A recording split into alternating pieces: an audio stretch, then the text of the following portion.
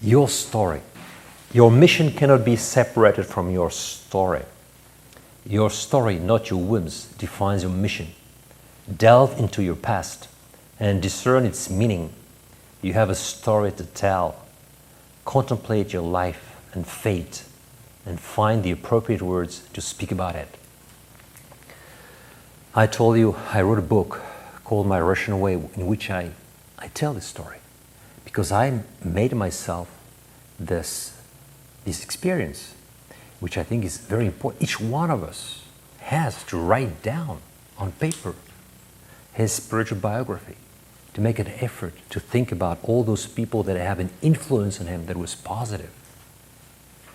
Parents, grandparents, think about your nations, your people, your friends. And you have to write about this. And I promise you one thing.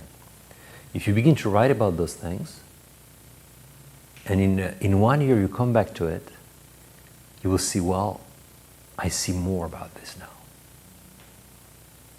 The process is something incredible, just the process. Now you think my parents, my grandparents, okay, I can put down 3 or 4 words about each one of them. Put those words down about each one of them. Come back to those words in a year, and you will see you have begun a process. And now you can write much more than 4 words. You have a whole page to write. Because by beginning the process, every day and consciously, you will come to this. And little by little, you will see many, many things you never thought about. It's the process that is important. In order to keep this process alive, you have to come back to those notes every year. At least every year, once a year, for a few hours. And you will see that you can add much more to that. And that you can write a beautiful spiritual autobiography. Of course, those who are great writers, they have the capacity to make something that is pleasant for anyone. But the problem is, the question is not to make it public. The question is to have it for yourself. For yourself. For your self-knowledge. If your children want you to publish that for them, do it. But even if you have no children or grandchildren, you do it for yourself because it's a part of your work as a leader. It's a part of your work as a person who wants to understand what is his mission in life. You have to write down your story. And your story has to be positive. I ask my students to do this work. They don't understand why. They rebel, but when they've done it, they are so happy. They are so happy. They are so happy because they tell me all the time, now I understand why. Now I understand why. They discover incredible things. They just begin to think about the good things they have received, and their vision of self is so different. Because when you see what you've received, you feel a desire to respond to that. You feel a desire to respond. The problem with people that are not responsive, it's because they are not aware of what they have got. Then there is no need for answer. I got nothing. I give nothing. The more people are aware of what they got, first they have a sense of dignity that is very different. The sense of personal dignity grows very much when you see, wow, my grandfather, yes, he gave me that. Now I understand. Now when I think about this, he gave me this. This I get it from him. Your sense of personal dignity, your sense of history, sense of communication, of interrelation with human beings becomes enormous. And then you begin to understand that many people live in you, that you are not alone, that you are not an individual, that you're a person, which means that you are in communication with other persons, that the whole country lives in you, that you are not alone, and that there are many things that you have received. You are not only a social being, but you are being in communication with others all the time. That many people live in you now.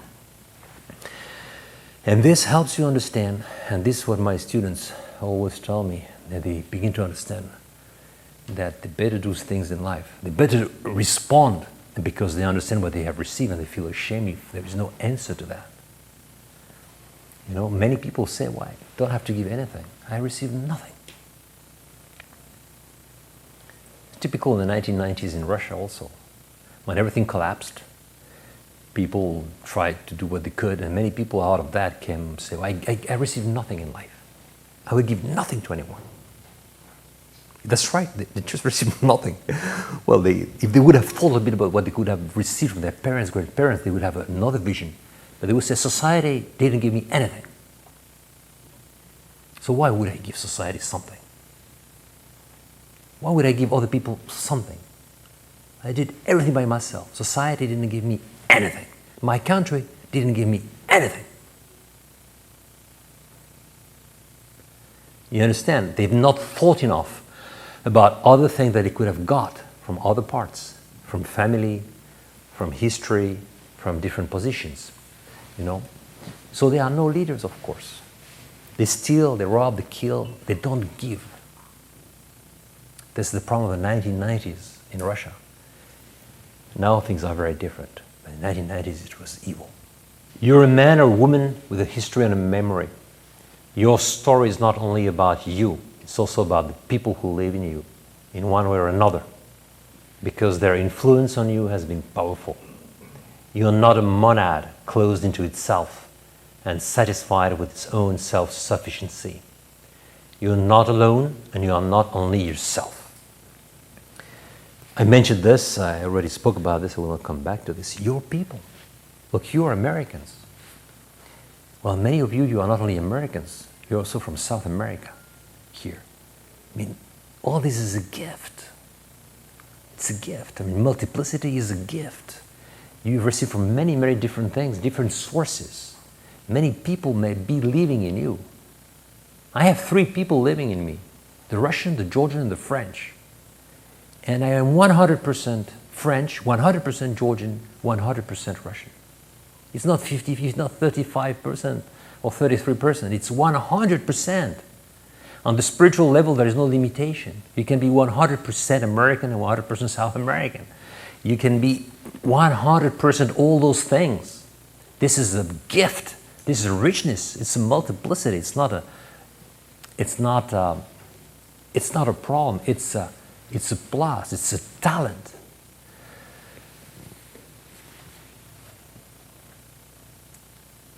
And you need to think about the great things that you've received from your country. You need also to be aware of the things that you think are negative. To get self-awareness. For instance, I was born in France. I have a French grandmother. I see beautiful things I got from France, incredible things in terms of education. But I see also certain limitations that I try to overcome. It's the limitation of rationalism, which is it's traditional in French education, you don't trust things that you cannot demonstrate. It's typical, no? Well, then you cannot trust many people. You know what I mean? So in French education, you can lose a sense of intuition because there is no part. Intuition is not a part of French education because these are things that cannot be demonstrated. When I am aware of this difficulty, I am aware of this problem, I try to compensate by other sides of my culture. The Russian culture is much more hard culture, much less rationalistic. We need to be aware about the greatness of our country, the greatness of its culture, and the misery of its culture. Because we need to compensate, and we need to take the good things. Your story is not a limitation, but a strength. It's a light which allows you to interpret reality with depth and originality. And a rock that gives you the energy and the security necessary to make magnanimous decisions. Who are you? Where do you come from? People who can answer these questions with confidence and aplomb are leaders. Their heart is strong. They have a clear direction in life, and they feel the comforting presence of those who live in them. Once I had a meeting with this kind of coach who know a lot about psychology and Freudian psychoanalysis.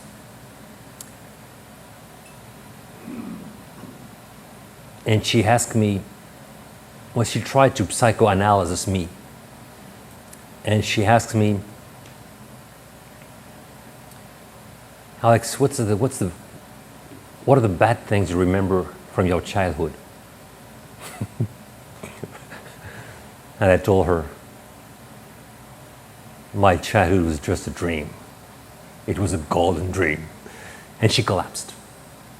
She collapsed because she couldn't imagine that someone could be happy of all the great things he has received as a child. Many of those coaches have people with problems. You understand better than I. And they think the life of each individual is this. In order to be yourself, you have to overcome problems you got in your childhood. Problems mean that you were unhappy, that you were frustrated, that your parents behaved very bad towards you, that you hate them, and then you have to discover that you hate so much that now I'm going to help you as a doctor and to help you overcome that problematic, and that you will become a great person after that. When I told her that the only thing I remember of my childhood, there was great things, positive things, and good things, that I have nothing I wanted to overcome, she was a bit lost. She was very much lost because she thinks that then she has nothing to do with me. We have to be aware of this. We have to be very, very positive and to think that this is a strength. This is a strength. This is a rock. You know, our history, the things we have received from our parents, this is something that we have to consider as a powerful instrument for us to go on in life. So never think in terms of negative things. I've had students who have had a very hard life. Yeah, I remember once I had a student who came to me and said, "Alex, you speak about all those great things, but I don't know my father, and I prefer not to speak to you about my mother." What can you say to those people? Well, I told her, well, you're still free to choose your friends. And they can have an incredible impact on you if you choose them well. Especially at your age. You're 20 years old. At your age, friends have much more impact on people than parents. So no one can say, well, I'm not a free being. We are always free of our decisions. We are always free to think about the people who want to surround us. And tomorrow we speak about how can we create a magnanimous environment that can help us develop the virtue of magnanimity.